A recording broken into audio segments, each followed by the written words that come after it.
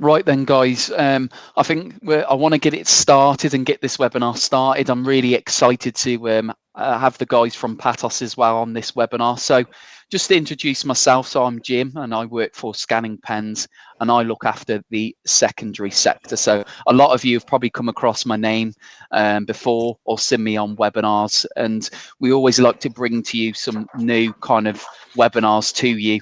And I'm really excited to announce that we've got the guys from Patos here today, Liz Horrobin and Sarah Ray, and they are the course leaders. So get ready for this. I'm sorry if I got this wrong. Patos Assessing for Access Arrangements. So these are the guys that talk everything access arrangements. It's a mouthful. It took me a few times to get that right. And I will be around in the webinar. So if you have any questions at all, please feel free to pop it into the chat.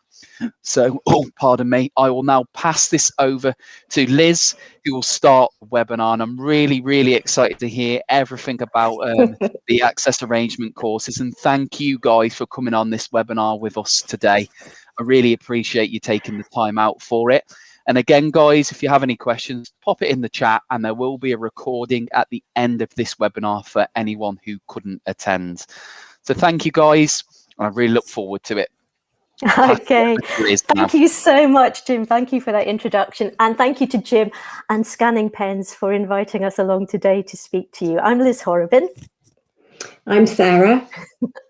And we really hope that you're going to find this session interesting and useful. Thank you all so much for attending. So this is what we're going to be covering in the session today. I'm going to begin by looking briefly at the skills that are involved in reading. And then Sarah is going to go on to unpick the types of difficulties that our learners may experience and that we can observe in the classroom. We're then going to move on to look at the available access arrangements and how to go about selecting the most appropriate arrangements for each type of difficulty. Now, as we discuss the various arrangements, we will be referring to the JCQ document, Access Arrangements and Reasonable Adjustments, or AARA, A-A-R-A. You can download that from the JCQ website. We're assuming that most of you are familiar with that document already, but if not, please do have a look at it after the session today. At the end of the session, we're going to make some more suggestions for further CPD courses that you might find useful. And finally, we're hoping that we're going to have time to take some questions. So we've got quite a lot to cover, so let's crack on. This first section, what does reading involve, should be very familiar to all of you. So I'm not going to spend much time on these slides, but I do think that it's worth reminding ourselves of what's involved in reading before we go on to analyse where and why our students may begin to experience difficulties.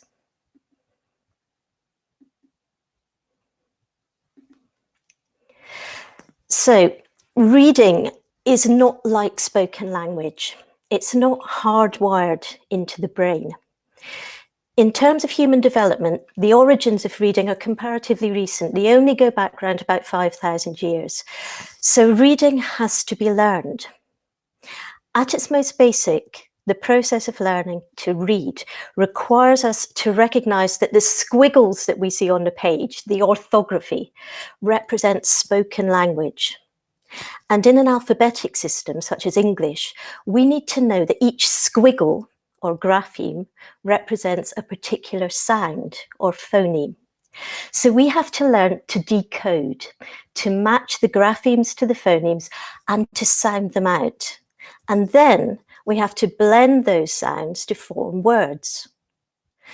And if we don't learn to do this, then that magical code, which is represented by the alphabetic principle, is forever locked to us, and we just can't manage to learn to read. But learning to decode is only the beginning of the process. To actually understand what we read, we need lots of other knowledge besides. If you think about your experience of reading a foreign language or learning to read a foreign language, You would be able to look at a page of Italian or French or Spanish text, any other alphabetic text, and identify that what you're seeing are words represented by letters. You might even be able to make a pretty good stab at sounding out the words. But if you hadn't already learned what the words meant, you wouldn't be able to make any sense of the text at all. You wouldn't be able to construct meaning. So it's imperative that we have a knowledge of vocabulary in order to understand what we read. We also need to know and understand how words are put together grammatically, syntactically, to form phrases and sentences. In addition, it really helps if we have some understanding of the topic, the schema, which is locked away in our long-term memory. To give you an example, we could probably all sit down and read, we could decode an article in a scientific journal, but it's highly unlikely that most of us would be able to make much sense of it. And finally, as well as using all of these long-term memory skills, we need to be able to utilize our short-term and working memory in order to hold what we read in our minds while we work through the text. You can't make much sense of a long sentence if by the time you reach the end of it, you've already forgotten what you read at the beginning. So those short-term and working memory skills are essential as well.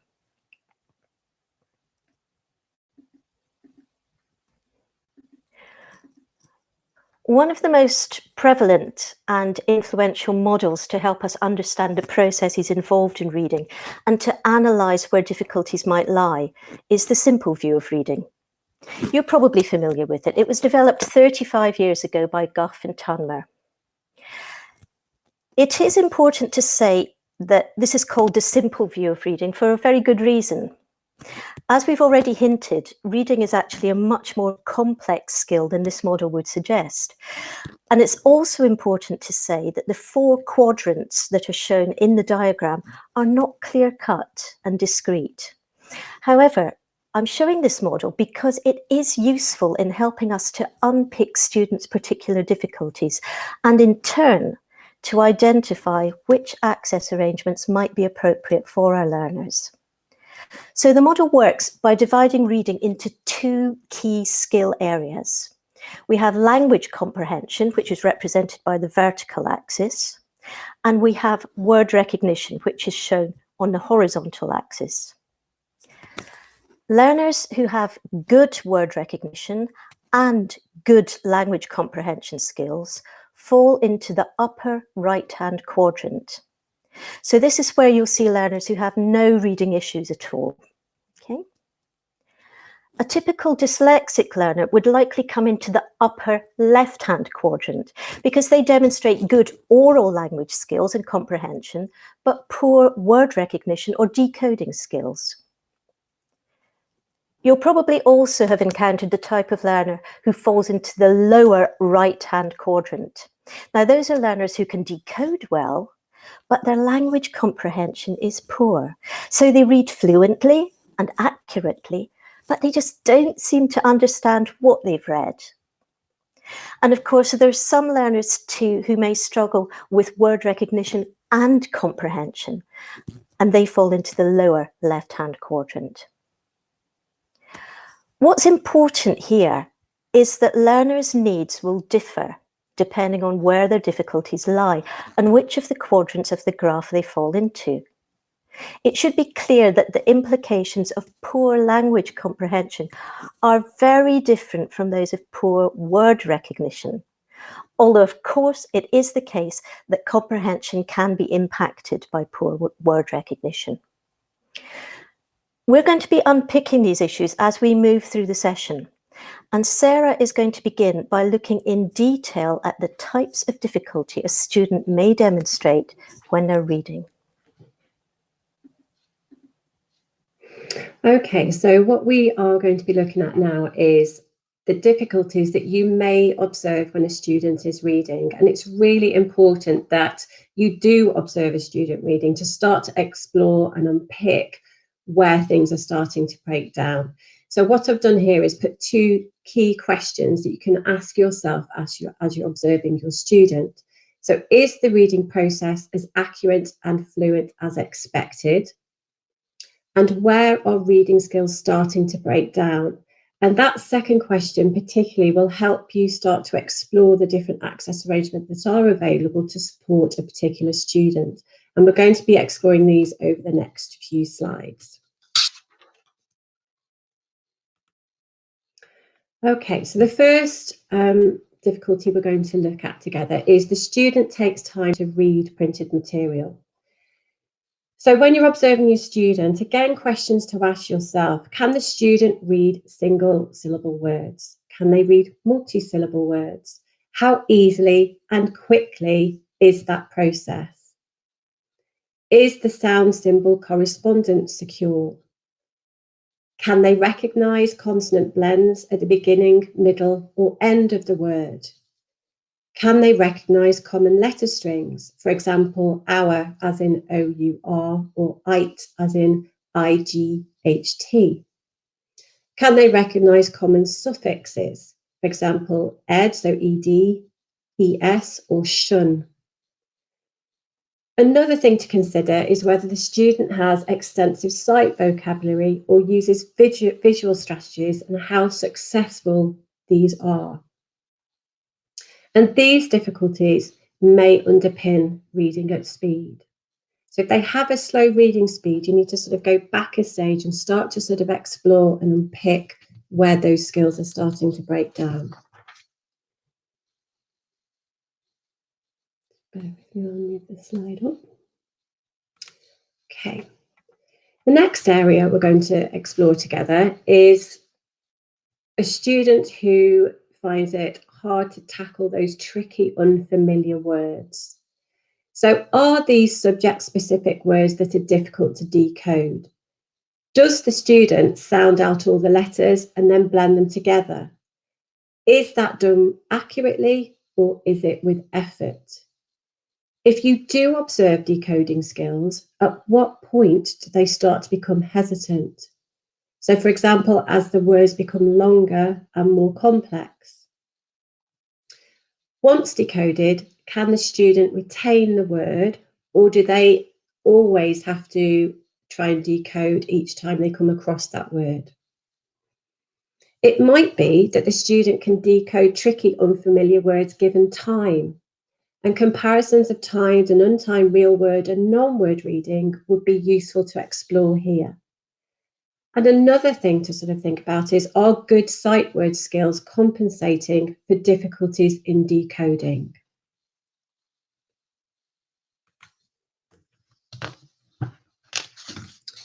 The next area we're going to explore is where a student struggles to remember what has been read.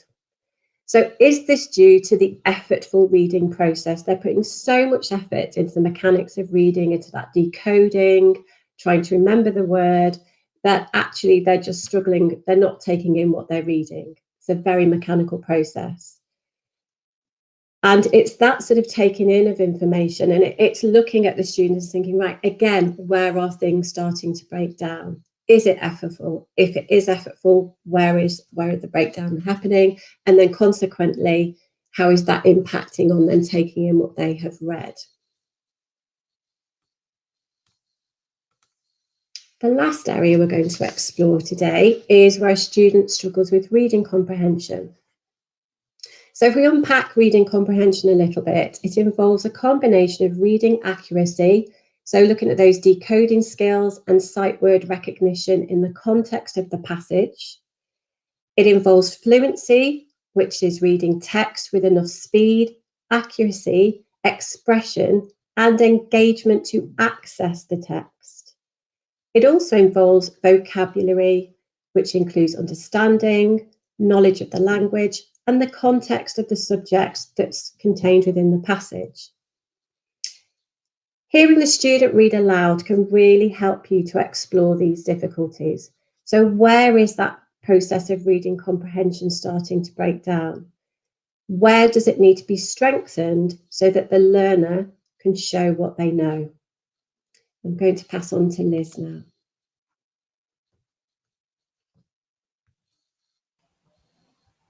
Thanks, Sarah. Okay, so To explore what access arrangements might be best suited to supporting each of these areas of difficulty that Sarah's been discussing, we're going to use 2 case studies. And so I'd like first to introduce you to Luke. This is Luke. He's in year 9. He's a bright, willing student, but he has a history of difficulties with literacy. In primary school, he was really good verbally. He loved taking part in classroom discussions. But from early on in his school life, he struggled with literacy skills, in particular with decoding and sound blending.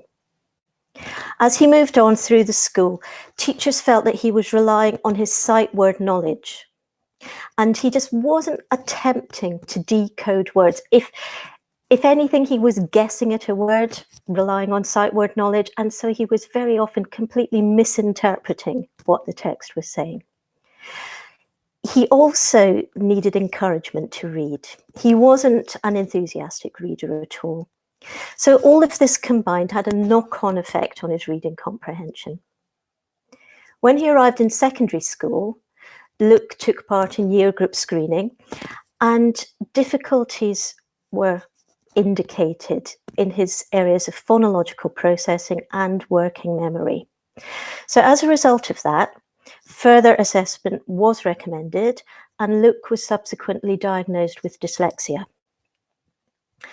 So moving on in his secondary school career, Luke continues to have difficulties with reading and writing across the curriculum.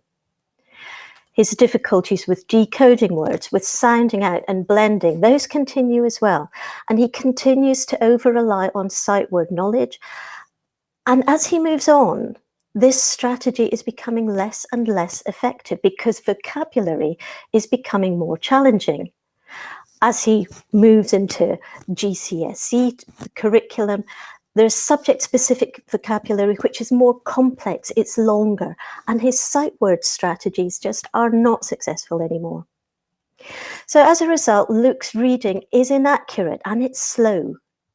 His tendency to guess at words is really impacting his reading comprehension.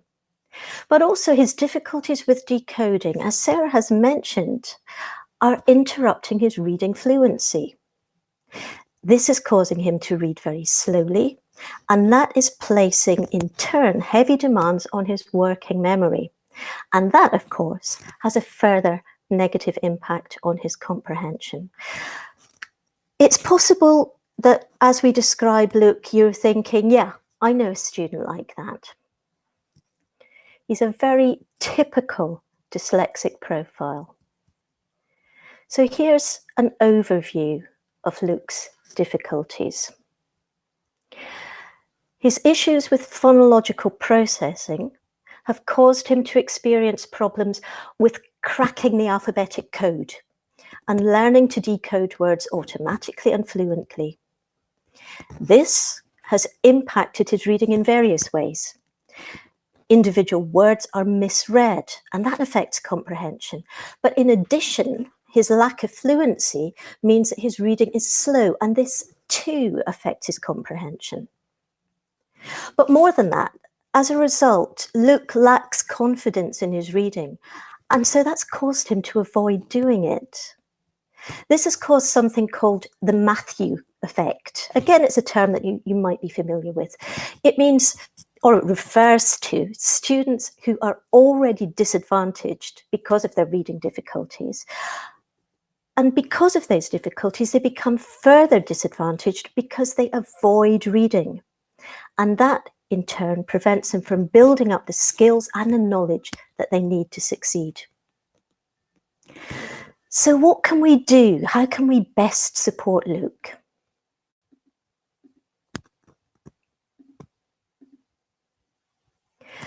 Luke's reading difficulties are substantial. So to help with those, he started to use a computer reader at school and at home. Now, this has lots of advantages for Luke. Beyond helping him to understand exam papers, it's also helping him to access texts more widely and to increase his subject knowledge and his exposure to vocabulary. And that is leading to a virtuous learning cycle where he's developing the knowledge and the skills that he needs to make further progress. Remember, if Luke was avoiding reading, if he was avoiding engaging with texts, he wouldn't be developing that knowledge that he needs. So using a computer reader is really helping him in that area. So a reader or computer reader is the first arrangement that we're going to look at in detail. However, a second arrangement that we should always consider when a student is using a reader or a computer reader is 25% extra time. So we'll also discuss that.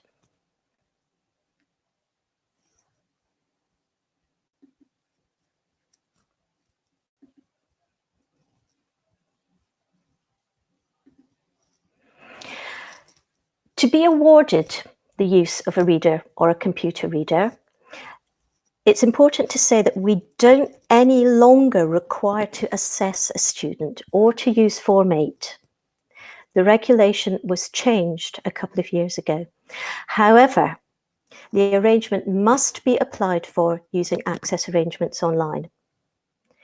Appropriate evidence of need must be held in the centre for inspection purposes in the form of a concise file note, which confirms the nature of the candidate's impairment and that a reader or computer reader is the candidate's normal way of working within the centre, for example, in internal tests and mock exams. Now, although a human reader can be used, a computer reader should always be considered if possible. Importantly, it encourages learner independence, and that means that it helps them to build useful skills for the future. As we've already mentioned, in Luke's case, text-to-speech software is allowing him to access texts which he would previously have avoided, so the benefits go well beyond the exam situation. However, in exams, the use of a computer reader also has advantages over a human reader. Importantly, it can be used in papers or sections of papers which test reading. And in those instances, a human reader couldn't be used. This is because a computer reader doesn't interpret text in the way that a human reader might. For more information on this, you should look at the permissions table in the ARA. Remember the document I mentioned earlier, the JCQ Access Arrangements and Reasonable Adjustments document. You'll find all of the information about a reader and computer reader in section 5.5. Okay, and there you'll find a permissions table that goes into detail of when you can use a human reader and when you can use a computer reader. There are considerations that you would need to take into account when you're considering using this arrangement. Firstly, and most importantly, it must become the pupil's normal way of working. The pupil must have ample opportunity to get used to using a reader, and especially a computer reader. The use of the technology has to be second nature to them. There's no point in just giving it to them a week before an exam and expecting them to get on with it. That is unfair and it's poor practice, and it wouldn't be accepted by JCQ anyway. Notice too that the use of a reader or a computer reader might require the use of a separate room to make sure that other candidates aren't disturbed or distracted. And there are also very strict rules as to what a reader is permitted to do. So it is essential that you read ARA 5.5 thoroughly.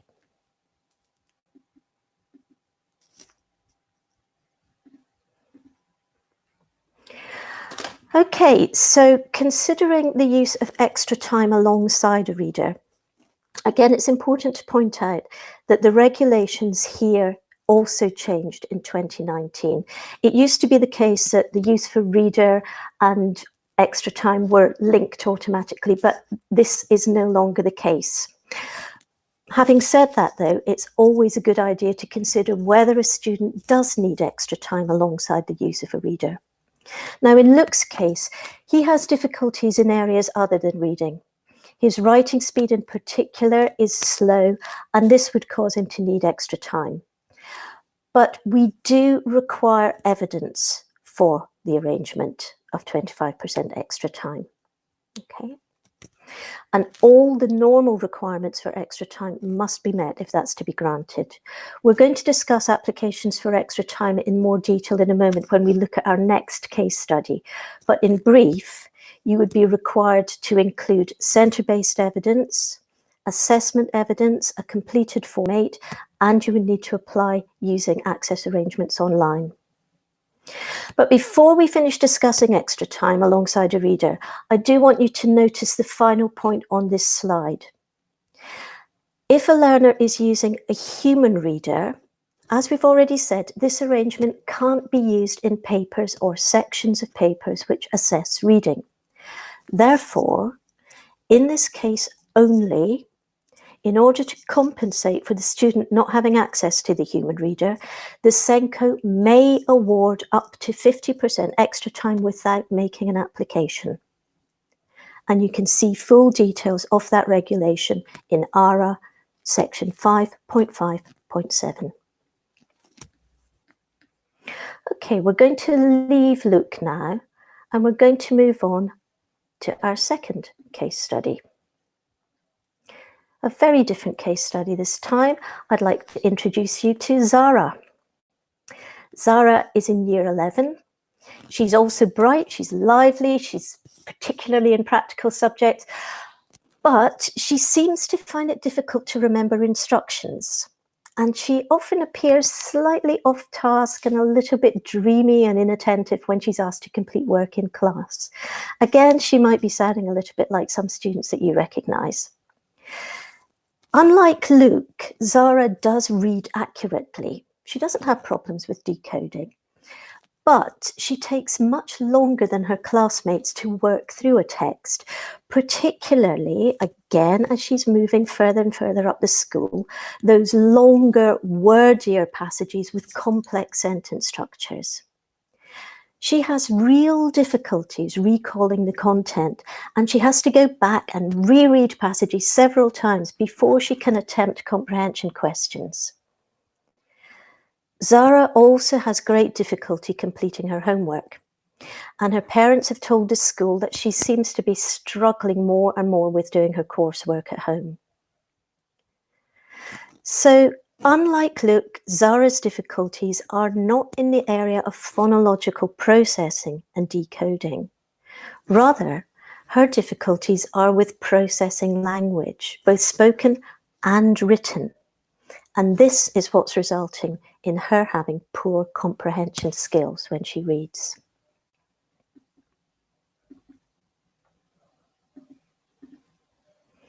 So here's an overview of Zara's difficulties. Because she processes language slowly, her reading speed is already slow, and this is putting demands on her working memory, and that's causing difficulties with comprehension. As a result, she has to read text several times before she's able to construct meaning from it. And because she needs to read a text several times to be able to grasp the meaning, she's taking much longer than her classmates to process written materials. So she not only struggles to complete classwork and homework on time, she also has difficulty completing exam papers in the time allocated. Because Zara's difficulties lie with processing language, both spoken as well as written, a reader or a computer reader really wouldn't help her. It would be an inappropriate arrangement.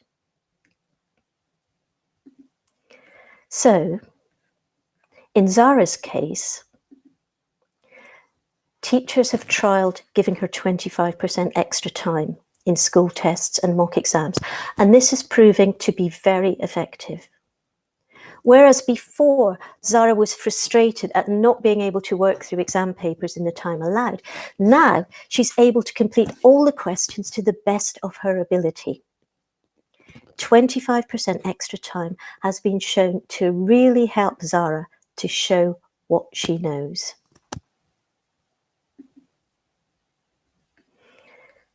So let's move on to look at the regulations for the award of 25% extra time. This is probably the most commonly awarded access arrangement, and perhaps for that reason, the regulations are particularly strict. both core and supplementary evidence are required. Now, this includes a fully completed Form 8, including core evidence in the form of quantitative assessment data, and that's given in the assessor's report in Form 8 Part 2.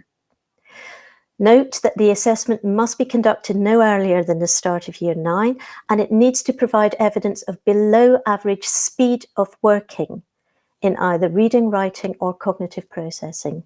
Now, currently, the assessment evidence required is normally at least one standardised score of 84 or less in any one of the 3 areas, reading, writing, or cognitive processing speed. In addition to the quantitative data, supplementary evidence is also required to show that extra time reflects the current needs of the student and it's their normal way of working within the centre. The supplementary evidence will be in the form of a detailed picture of need, which is given in Form 8 Part 1, plus either a sample of school tests showing the use of extra time, or an independent education plan or an individual education or learning plan detailing the need for extra time, or reports from teaching staff confirming the need for extra time and how it's used in the classroom and in mock exams. You can find full details of the regulations for 25% extra time in section 5.2 of the ARA. In Zara's case, core assessment evidence showed that she had below average scores for reading comprehension speed and in measures of phonological memory.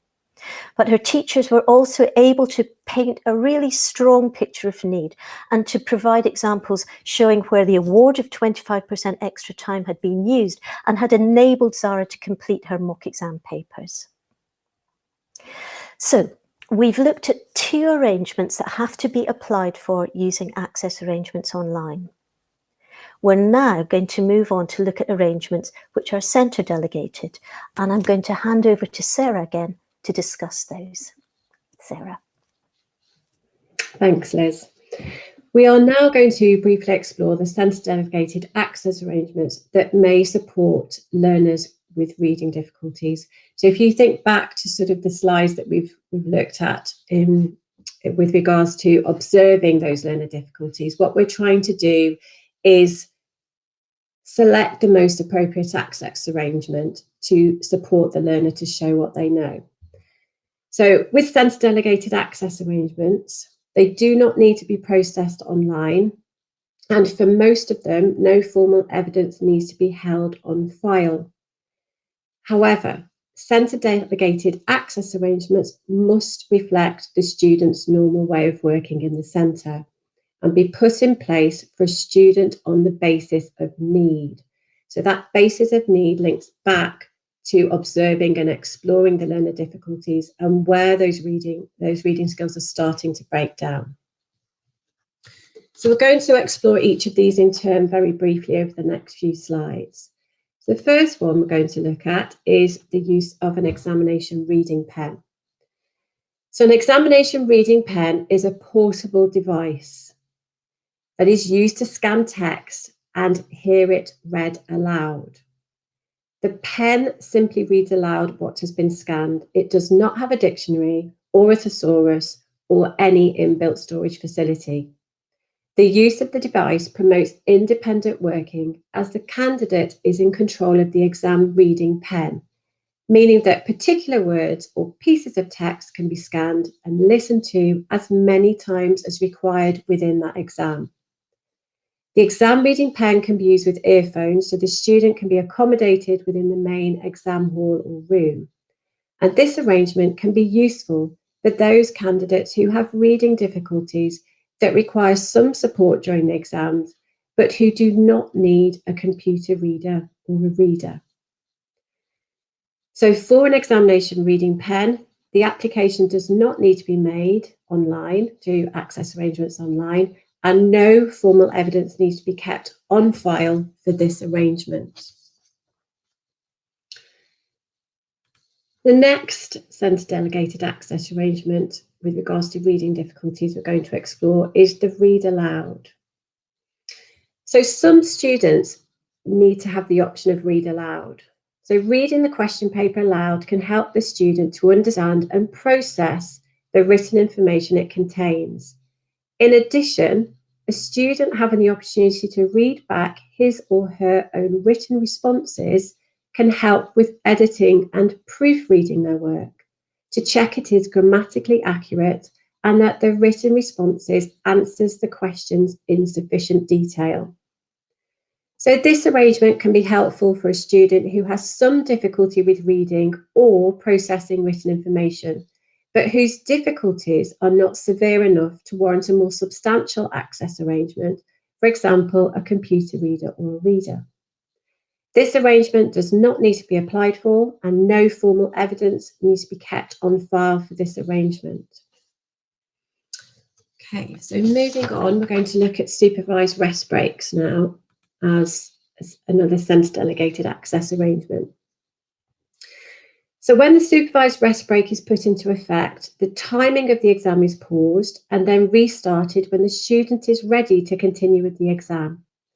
During the rest break, the student must not have access to the question paper or answer booklet, and the candidate may remain seated at their desk, stand or walk around the room, if accommodated in a separate room, or leave the room accompanied by an invigilator. Before the exam, the SENCO will need to carefully consider the student's needs and plan with him or her how the supervised rest breaks will be applied in the exam. So that pupil voice, as with all access arrangements, is so important. So if we think about an example of this, so if a student finds it difficult to sustain concentration due to visual difficulties, a decision may be made to have a break for a set amount of time, such as 10 minutes in each hour. And for supervised rest breaks, an application does not need to be made for this arrangement. However, the SENCO needs to be satisfied that the candidate has long-term, persistent and significant difficulties and that there is a genuine need for supervised rest breaks. The candidate's difficulties must be established and they must be known within the centre and in a school setting be known to subject teachers, form tutors, head of year and pastoral leaders. Okay. Moving on to coloured overlays. So this is another centre delegated access arrangement, and the use of the coloured overlay does not need to be applied for, and no formal evidence needs to be kept on file for this arrangement. So the coloured overlay is a sheet of transparent coloured acetate or plastic that is placed over a page of text to help make reading more comfortable. Now it might be that a number of students in your centre make use of coloured overlays. It may be that they've got one prescribed, as part of an optometrist appointment to try out. It may be that your centre still does Erlen screenings. But what I want you to draw to your attention is that SASC, which is the SPLD Assessment and Standards Committee, have produced a SASC visual difficulty screening protocol. And all centres really should be aware of this and follow the SASC visual difficulty screening protocol. There's one for pre-16 and one for post-16 and adults, and they can be downloaded in the download section of the SASC website, and I've given you the link for the SASC website there. I'm not going to go into a lot of detail about the protocol, but essentially it encourages you, if you see visual difficulties within a learner, to do an onward referral onto an optometrist who will then explore the visual difficulties. It's not now to do an Erlen screening within the centre. So as I said previously, for coloured overlays, there is no requirement to process the application online and no evidence is needed to support the arrangement for inspection purposes. But do please, and I can't stress this enough, if you haven't or you didn't know about the SASC visual difficulty screening protocol, then if you could download it and read through it and sort of make sense of the recommendations that are being made, that again will support the learners in your centre. And lastly, we're going to look at coloured or enlarged paper as a centre delegated access arrangement. So an application, again, does not need to be made, and no formal evidence needs to be kept on file for this arrangement. However, it is important to note that a centre is not permitted to make any other adjustments to the exam paper. If other modifications are required, these must be applied for by the published deadline for modified papers, and that's the deadlines are printed in the access arrangements online, and it's also the deadline dates are also in the modified paper area of access arrangements online. The simplest way to prepare a question paper for any of those adjustments that we've listed on the slide is to order a PDF version of the question paper. And again, that's ordered through the modified papers and has to be ordered by the specific deadline for the set of exam series you're applying for. If you order the PDF version of the question paper, this can be printed directly in the required format. Alternatively, the centre is permitted to open the question paper packet under secure conditions within 90 minutes of the examination start time to make copies. So the permitted access arrangement, the permitted arrangements around this sort of coloured enlarged paper access arrangement is that you can copy and enlarge the paper from A4 to A3. You can copy a question paper onto coloured paper, and it might be that a number of your students in your centre prefer working on coloured paper. It also allows you to produce a question paper with single-sided print. You can have any one of those, or you can have a combination of the three of them if you want, or 2 out of the 3. And as you've probably seen, which I haven't mentioned, apologies, but on the bottom of every slide, I have put the section in the JCQR 2021 that each of these arrangements you can find more information on. Okay, just going to pass back over to Liz.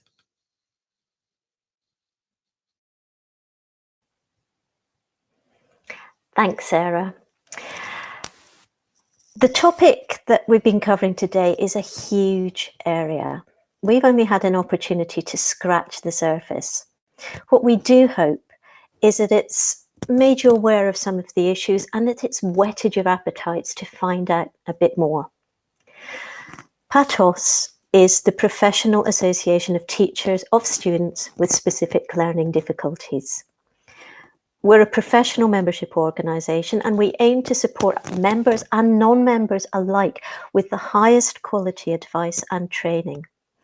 If you have found today's session interesting and informative, and we really hope that you have, here are a few ideas for continuing with your learning and your professional development. Jim mentioned at the beginning that Sarah and I are the course leaders of the AAA PATOS course. That is the Assessing for Access Arrangements course. This is a level 7 qualification. It's validated by CPD standards, and it's recognised by the JCQ as a course which enables successful delegates to undertake assessments for exam access arrangements in their centres and to complete Form 8 Part 2. Now, it could be that some of you out there listening have thought about doing a course like this. We would absolutely recommend you to do so.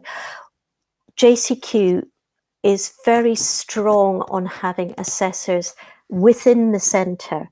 There are so many benefits to that. If the assessor is based in the centre, they get to know the students much better, and that makes it much easier for them to do an assessment which really understands the students' needs.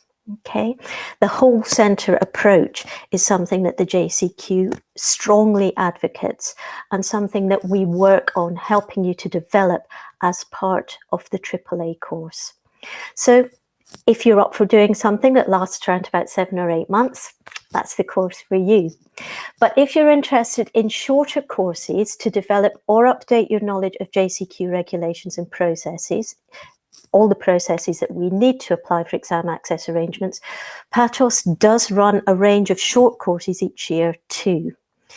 Do be aware, if you're not aware already, that the regulations for exam access arrangements are updated annually. We've been referring throughout this session to the ARA document, which is made available by the JCQ. It is updated every September. Okay, some of the regulations will change each year. Some years there are very major changes, some years the changes are minor, but in either case, it is absolutely essential for anyone involved in the exam access arrangements process to familiarise themselves with any changes that have been made each year. Now, to help with this, PATOS provides a series of access arrangements courses each September. This year, we're looking forward to offering live question and answer sessions with Nick Late, who some of you will be familiar with. He's the Head of Examination Services at the JCQ. We've also got a webinar for those of you who are new to working in access arrangements, so it kind of starts at scratch and explains processes working up. We've got a session specifically designed for SENCOs, focusing on creating a successful whole school approach, and a series of sessions which have provided really good training and have been very, very popular over the last year, are a series of short, bite-sized, on-demand recordings which focus on each of the key regulations and processes, from applying to extra time or a scribe to arrangements for EAL learners, for example. If, though, your interest is more in learning about dyslexia or SPLD and neurodiversity in general, we also have a new online on-demand course at level 2 and level 3. Again, is validated by CPD standards, and it provides a great opportunity to gain a really affordable CPDSO accredited qualification. We're hoping that we'll be running a webinar very soon in partnership with Scanning Pen, so do keep an eye open for that. It will give you more information about the level 2 and level 3 courses. And in addition to all of these, PATOS also has an ongoing series of training sessions that covers all areas of supporting your learners' needs, from literacy and maths difficulties through to social, emotional and mental health issues. So we really hope that some of those will be interesting for you. You can find out more information on the PATOS website. Here's a link, www.patos-dyslexia.org. If, though, you have questions which are more connected with access arrangements or the AAA course, then please contact Sarah or me on AAA@patos-dyslexia.org. Okay, guys. We really hope that you found this interesting. We hope you've got some questions for us. We're going to hand over to Jim now, invite him to come back in and join us, and he's going to put your questions to us. So if you haven't already been typing something in as we've been speaking, then do feel free to do so now. Okay? Hi, Jim. I'll unmute myself. Thank you ever so much, guys. That was amazing to listen to. It gave so much information on every kind of access arrangement that's available to you. And I know you mentioned about the pens, so amazing just to see all of the access arrangements available to people. And thank you again for doing the webinar. So what I'll do is I'll go through the chat. And also, guys, if you don't mind, I do have a quick survey just to fill out. If you just have just 2 minutes to fill this out for me, it'll be popped on your screen right now. So guys, if you have just a little couple of minutes, it's just a couple of questions around PATOS and some information, if you guys could fill that out for me very quickly, please. So I'll just go through the questions for you guys. So a lot of it is, can people get a copy of your presentation? Is this possible, guys? Can we send that across to everyone that attended? Sure, we'll do that. Yeah, we'll make it available as a PDF rather than as perfect slides. Yep. Brilliant. And guys, the recording will be available as soon as possible. I'll be sending it across to PATOS as well, so they'll have that available on their website. And we'll also be sending across to everyone that's attended today. So you'll have the recording and a copy of the slides. So I'll send that to everyone that attended and everybody that registered. Maria has asked, I work in a special school, so all students have an EHCP. I heard that students with EHCPs don't need Form 8s. Is this true? Yeah, that's absolutely true. For students with EHCPs, Form 8, JCQ says Form 8 should not and must not be used, actually. Okay, perfect. That is, sorry, Jim, that information is in the JCQR as well. So each arrangement that does require Form 8, it also gives the the detailed information about what I is didn't know that required for actually myself. students. Yeah. So I've learned something Yeah. myself. Could you recommend any text readers?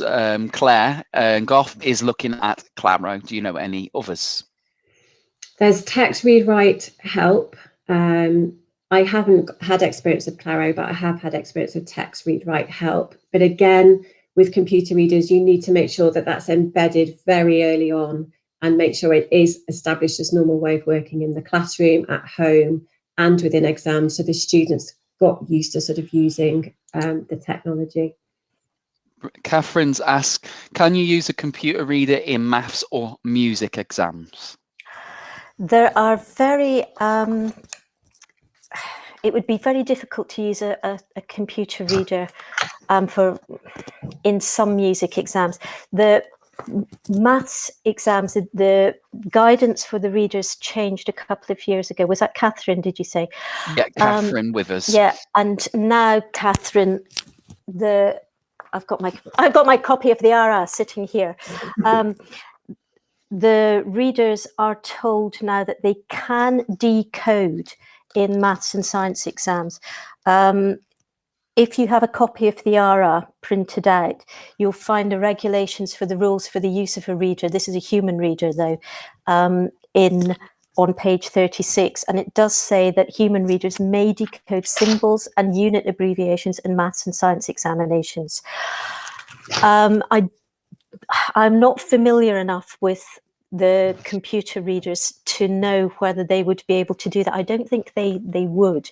So I think you really need a human reader for that. Music exams, there's a lot of controversy still going on about the use of a reader in music exams. Currently, as regulations stand, readers are told that they must not decode any symbols in music examinations. Yeah. And that makes things very tricky. Thomas Taylor has asked, for EHCP, what if they need a scribe? Would they not need a Form 8 either? No. No. Now, again, so Thomas... if you look in the... Sorry, Liz, I didn't mean to... I'm just trying to find the correct page. If you have a copy of the JCQ ARA there, and in section 5.7, you will find information there in terms of what is needed in terms of, evidence for a reader, and it's communication interaction needs. Scribe, and I'm looking at the scribe page as well. The communication interaction needs, sensory or physical needs, social, mental, and emotional needs. Where a candidate has any of those complex needs, Form 8 is not required and must not be used. For those candidates with learning difficulties, a Form 8 is required. So the information is in the ARA document, and it's generally in big yellow gold boxes contained within the section for that specific access arrangement. What you must be aware of, though, was it Thomas, did you say, Jim? Yeah, that various bits of supplementary evidence are required if a student is applying using the EHCP route. So you've got to be absolutely clear. You must read your ARA document to find out what supplementary evidence is required. There's usually a series of bullet points that you have to make sure that you address each single one of those in your application, okay? Perfect. That's it, I think. Let's have a look for you. I can see Catherine saying, Catherine Cross has said you sometimes need to fill in a Form 8 if the student has an EHCP but needs more than 25% extra time. Yeah, the regulations for more than 25% extra time are different, Catherine, especially if it's more than 50% extra time. Okay. And then Catherine Withers has said, I thought that was for those with visual impairment. Or am I already out of date? I'm not quite sure what you're referring to there, Catherine. So, sorry, going back to the over 25% extra time, the sections in the JCQ are 5.3 and 5.4, and that details the evidence required for those two access arrangements for students with learning difficulties or more complex needs. So there's a lot of information in there. Yeah. Where an arrangement is classed as rare or exceptional, then generally much more evidence is required, okay? So JCQ are looking for more proof, more evidence of the difficulty that the student has for those kind of higher level, more exceptional arrangements. Can you go over, just to answer Claire's question, actually, which I think is really interesting, is around what arrangements you can use for GCSE English language and lit papers? I'm aware you can obviously use the exam reader pen. Can you use a computer reader as well in GCSE English language and lit? Yes, you can. If you let me find the relevant section. This goes into the permissions table that I was talking about earlier. So GCSE English language, the table is set out so that you have the qualification on one table, and then the current position of the candidate must read for himself or the reader aloud. So GCSE English language, the candidate must read for himself in a section of a paper that assesses reading, but a reader can be allowed except in the section of a paper that assesses reading, okay? But a computer reader can be used in a section. Yeah, I thought it was same as an exam reading pen, isn't it? Because there's no tone, is it? Exactly. And this is why, Catherine, it's just so important, I think, anyway, to, if you can, to help your learners to use a computer reader. Okay, so that they're able to both develop independence, but also use the reader in all of the sections of the paper. You've got a really good one here. I'm quite interested to know this. Reading symbols in maths was only for those who cannot decode them. For example, if those with a visual impairment. So Laura's just asked about that, basically clarification came about that last year. Okay. It's about the decoding with reading math symbols. I know we've had questions about that around the pens as well, actually. I'm not aware that it's only for students with a visual impairment, but it's more likely to be in that situation. What the regulations do say is that a reader may enable a vision impaired candidate to identify diagrams or graphs or tables. But a reader may decode symbols and unit abbreviations in maths and science examinations, and it doesn't stipulate that the reader must be visually impaired in order to have that arrangement. Yeah, I think I'm aware of the exam pen. I don't read symbols. It doesn't, I don't think. Yeah, I wanted to ask you that, Jim, actually, whether I think it's taken away from the pen. Okay. I'm pretty sure. I'd need to double check because we have been asked that. It used to, but it was taken away for obvious reasons. Right. Someone's actually Ian's put, if a centre prefers to use an independent assessor for AA and the SENCO knows the student's need, along with the detailed communication with the assessor, is this frowned upon? No, it's not frowned upon. I mean, ideally, JCQ would like the assessor to be employed by the centre, so they're immersed in that whole process. But if the assessor works very closely with the centre, and importantly, Form 8 Part 1 is sent to the assessor prior to the assessment, then that's absolutely fine. What the assessor shouldn't be doing is assessing before they have received Form 8 Part 1, because the assessment evidence is there to confirm the difficulties and the need established in Part 1. And Part 1 details that significant persistent historical difficulties as well as current difficulties. So, you know, as long as the assessor is part of that whole process and receives Form 8 Part 1 prior to assessing the student in plenty of time for them to select the test that's going to confirm the need, okay, then that's absolutely fine. JCQ are working towards, you know, ideally that all centres and the assessors are employed within the centre though. And what's also important, I think, to add on to what Sarah said there, is that remember, it's not the assessor's role to say what the access arrangements should be. The assessor can discuss their findings with the SENCO, but it's up to the SENCO and the centre to say what the access arrangements are that are being applied for. I think someone's put it in, but someone wanted a link to the AARA documents. They can't find it online. I do believe now that Caroline Sherlock's put it in. It's on JCQ. Oh, thank you, Caroline. The coding guidance for readers PDF, is that the one? I think that's the one. No, that's not there. I'm sorry, guys. I was trying to put in the link earlier, and I see where I should have put it. Let's see if I can call that up.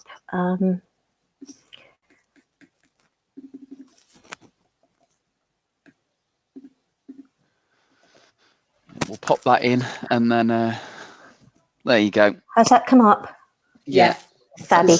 That's where you need to go, and you need to scroll down the page, guys, to where it says regulations and guidance. Perfect. Okay? Brilliant. I think that's pretty much the end of the questions, nearly. Can I just sort of say one more thing, that whatever access arrangements that you select, it must be based on the need of the individual learner. So it's looking at the learner as an individual. Where are things starting to break down, whether it's with reading difficulties, writing difficulties, spelling difficulties, where are things starting to break down? And then using that information, and if assessment evidence is needed, then how is that going to link with the access arrangement, and giving them time to establish those access arrangements as their normal way of working. And that's really important. There's got to be that link throughout the whole process. So that significant, persistent, historical difficulty through to current difficulty, through to assessment evidence if it's required, due to the access arrangements that's going to support that learner to show what they know in their exams. Absolutely. And keep hold of that, show what they know. That's what we're trying, that's what we're trying to give our students, our learners, the ability to do. Okay, they have the knowledge, we want to give them the opportunity to get it out. There you go. Got loads of nice comments saying how good it was. So excellent. Fantastic. We'll end it there, guys. I imagine everyone's rushing off to teach now and are busy. But yeah, again, guys, the recording will be available. I'm sure the Patos guys will give me the slides. So they're going to give me a PDF copy of that. So you'll have that available to you. So thanks again. That was absolutely amazing, guys. So thank you for coming along and doing that with you. Thank you so much, Jim. We really enjoyed it. No problem. Thanks and I look forward to doing a possible webinar with Rachel next, which will be exciting as well. Absolutely. Yeah, brilliant. Fantastic. Okay, thanks, guys. So thanks for your time.